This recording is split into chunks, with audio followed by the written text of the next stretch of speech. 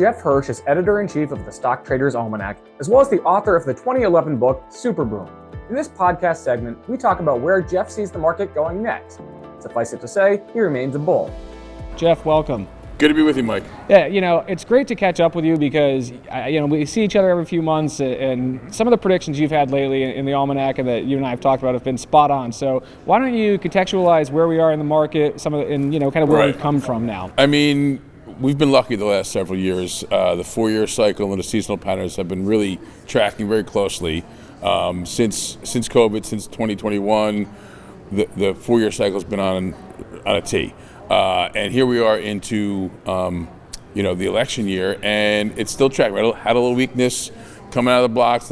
January's become sort of a profit-taking a little bit, but it didn't last long. There were some inflation, number scares that sent the market down. But if you look at that chart that I put out there of the sitting president, running for re-election, 12.8% average for the S&P 500, and it is just tracking that pattern, calling for a little bit of a mid-February to mid-March pullback, but we may have had that a little early, and we may have had some AI. I need a T-shirt that says "I survived the mid-February pullback." It was like 24 hours, right? It was and it was early February. Yeah. But there's probably going to be a little more consolidation. I mean, after this blow-off rally, with the AI craze, really gaining some traction, which I think is, for the long term, I think it's very positive for the bull market. But I would expect a little bit of chop towards the end of the year. March, the end of first quarter, you tend to see some weakness, but I'm still bullish for the year as a whole.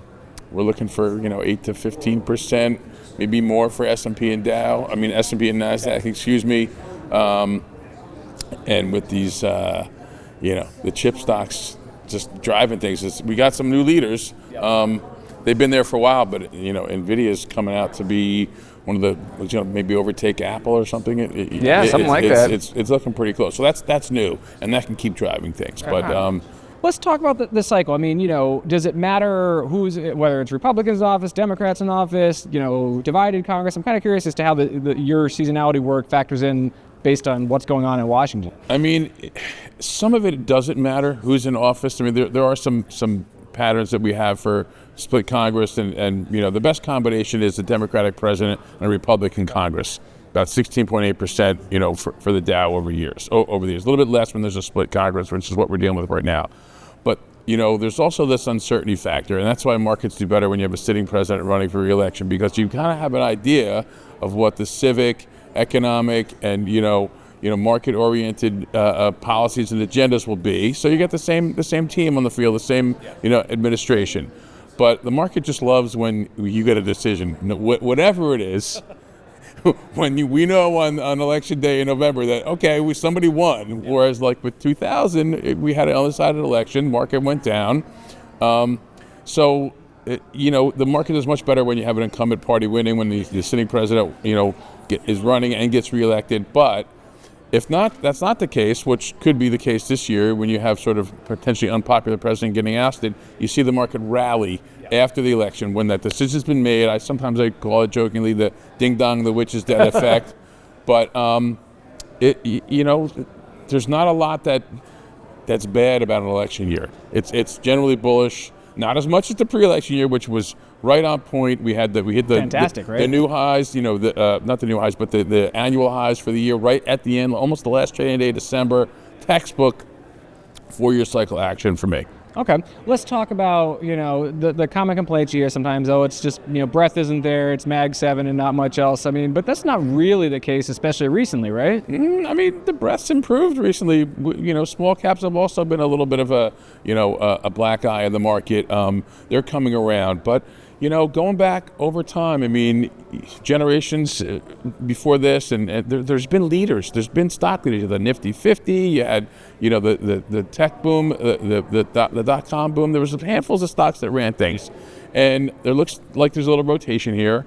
Breadth, definitely something we've been concerned about, but it's improved. At least the last several days it has been.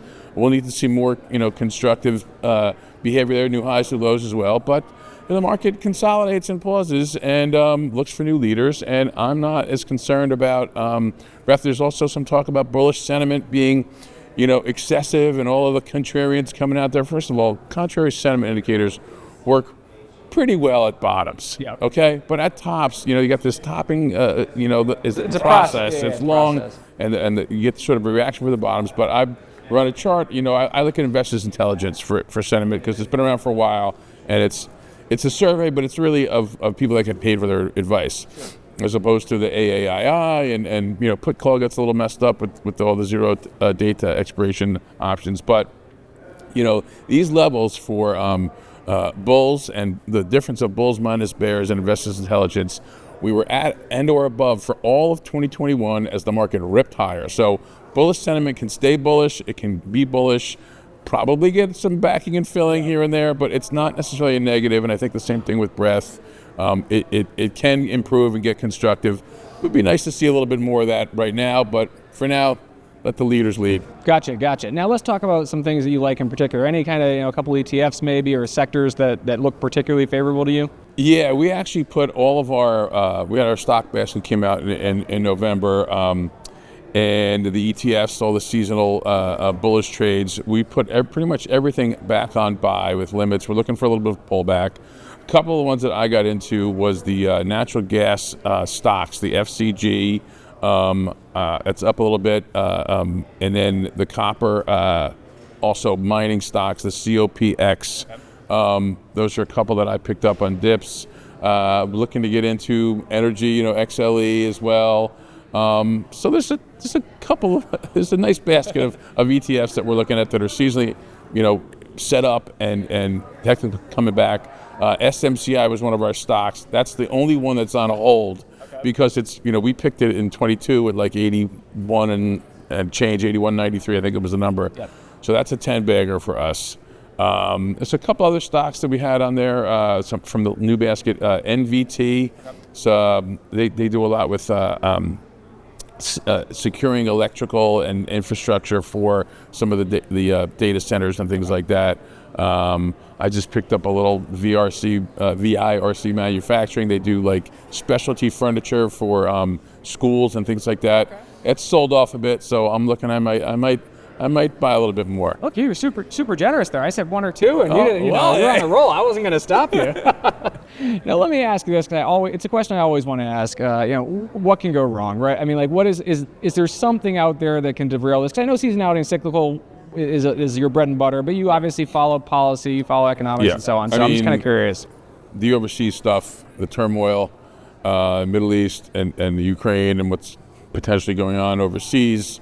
There's some issues there. I mean, I've put out some support levels, a host of them into my technical charts. Something could happen. Everyone thinks with the election, people, Biden's too old. I'm not sure that would be great for the market. Actually, I'm pretty sure it wouldn't be great because you have totally throws the uncertainty in there. So something with the election, and if there's some economic number over here, Jay Powell and friends talking about, we're not even going to get any cuts. Though I personally, I think interest rates are fine where they are historically. Somehow we survived with 5%, for how many years? For the historical average, right? So. Keep your eye on the 10-year and the dollar and some of the support levels, and of course an eye on what's going on overseas. Yeah, okay. Rumor has it somebody had talked about a super boom at one point in the past. I was wondering if maybe you could talk a little bit about that. I don't know if you want to break any news about where we're headed next. But I put this forecast out in May of 2010 with a Dow at about 10,000 for 38,820.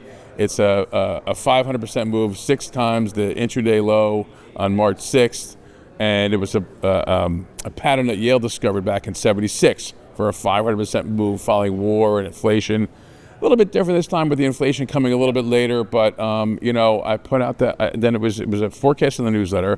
2011, we put out the book, Super Boom. Why the Dow's going to hit 38,820, and here we are at that number. And I will not give away everything. Oh man, I thought we could break the internet. We are going to be updating that forecast because we've hit it. And if you remember when we hit the last 500% move was 1990. I'll give you a little hint of, and what happened after 1990. There's sort of a new technology boom and some similar things going on. So perhaps the boom's not over. Okay. And we got a little more upside. Okay, well, I guess I'll just keep my eyes peeled and see what you got to say. Jeff, thank you so much for taking time out here. Appreciate you having me. Hope you enjoy the rest of the show. Thanks, man. Carter Worth is CEO and founder of Worth Charting, as well as a leading technical analyst who has honed his skills over more than 3 decades on Wall Street. While he isn't an outright bear on this market, he sees the market struggling to convincingly take out its old highs. Carter, thank you for taking some time out. Thanks for having me. Let's start big picture. I mean, what are you seeing from a technical standpoint in this market environment, and what do you like most? Just to start out, what's important to note is that basically Wall Street is built to be bullish, right? So independent of what I think, markets tend to go up over time, 70% of the time, 7 years out of 10, plus or minus, markets do go higher. And Wall Street is not sort of fooled. Basically, if you were to look at strategists, big sell-side brokerage firm strategists, every year since they've been tracked, 1990, 1991, they predict the market to be up in the following year, just because that's the nature of the game. Now, is it up every year? Of course not, but they always predict that it will be up, and it's always predicted to be typically 9 to 11%, which is the average long-term return. The safe middle. Safe middle, it's extrapolation, and you can't get, it's a protect your job and so forth. The real question here and now is that the market right now, not the S&P, because that's not the market, right, but the Russell 3000, which represents 98% of the investable capital in the United States, it's sitting here basically right at its former high of the first days of January 2022, right? So we are basically 80 points higher than where we were 2 years and 2 months ago. And so the question is, are we stuck at that former high? Are we churning here? And ultimately, do we put in a double top? Or is this just the normal pause before exceeding in a big way? I'm in the former camp. I think basically it was churning and we're not making any progress. And the market is not a great bet on a sort of 6 to 9 month basis. Okay. So what would you need to see to, extrapolate or be more positive on, hey, this is finally a real breakout that's going to not just have S&P 5,000, but all the other stocks? Yeah, well, it's just that. It's the breadth, right? And so the breadth has been a circumstance or a problem for a while. And as of now, if you look at the Russell 2000, it's still so far off its high, but 20% below where its former high was. Now, the interesting thing is, if you look at, let's take the QQQ, which is considered the god of things. It's the same on a 3-year basis. All it's done is track the S&P. And that's the problem with drawing down more than the market. The 2022 sell-off, the S&P drops 27% to the October low of 2022, but the NASDAQ 100 dropped 37%. So despite its great recovery, on a 3-year basis, comparative, the S&P and the QQQ are basically even money, which is to say, therefore, that the QQQ on a risk-adjusted basis is much worse.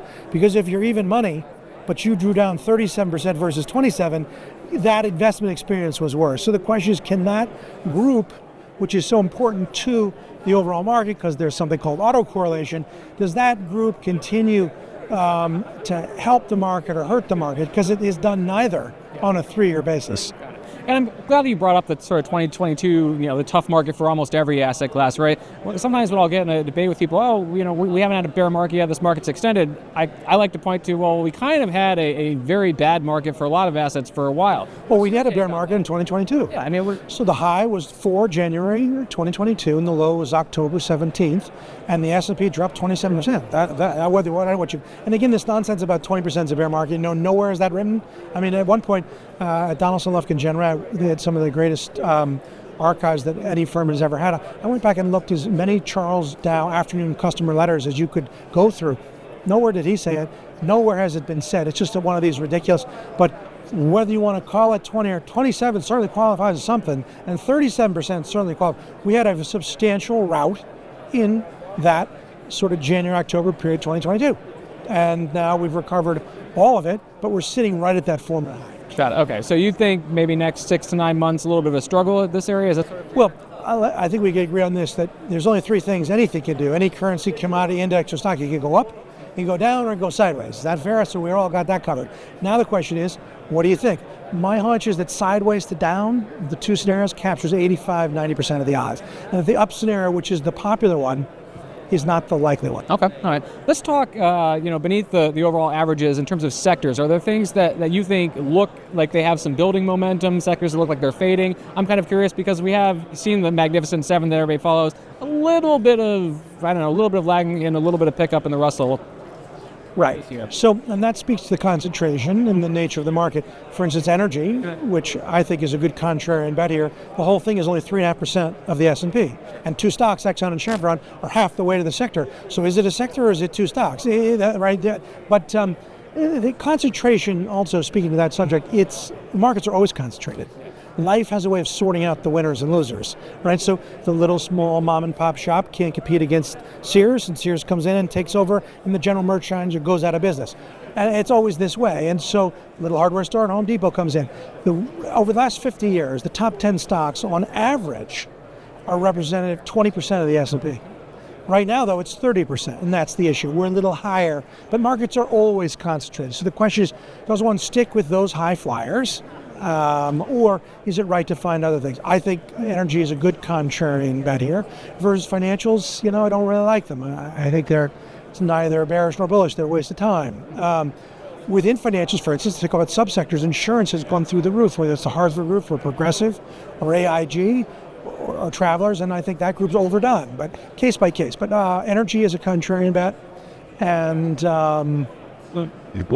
other overweights. I like healthcare because it has both offensive and defensive characteristics, right? It has the defensive characteristics of staples, but it has the offensive characteristics that are associated with biotech. And so sort of have your cake and eat it too. Perfect.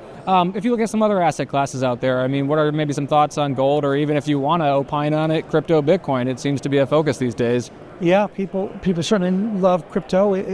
For me, it's just a chart in that case, and you play it when it looks set up to break out or extend, and when it looks stay away. But gold is a different matter, right? Gold is proved the test of time, right? And gold is a currency, and there are only three groups when it comes to gold. There are people who never own it, ever. They think it's a joke. There are people who always own it, gold bugs. And then there are people who try to use it as a timing tool for a hedge. In terms of the people that always have some, gold's performance versus the S&P with dividends reinvested is even money for 25 years. Go back to 1998. So the people who say that gold is not an asset to own, if it's kept up, it beat the pants out of the S&P on a 25-year basis, but kept up with the S&P with dividends reinvested, that makes it a very real asset to hold long term. In terms of timing or as a hedge, you look at every instance where the S&P has drawn down more than 20% and how gold did in that period. Gold has served as a hedge every single time except for the early 1980 experience. And so it's both a hedge and a long-term investment.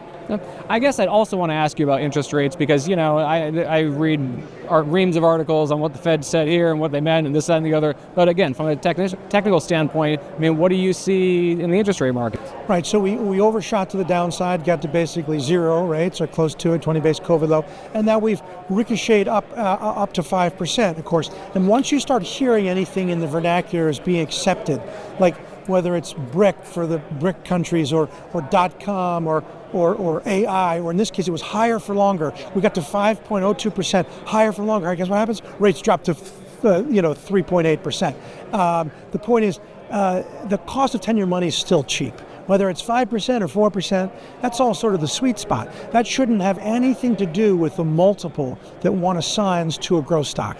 Right? If you're going to do your DCF properly and try to come up with a price target 2 to 3 years out based on your study of cash flow and what prevailing interest rates, at 9% that matters, and at 1% that matters. But as long as it's 3, 4, 4.5, 3.5, it should have no bearing. But people trade it as though there's these huge swings.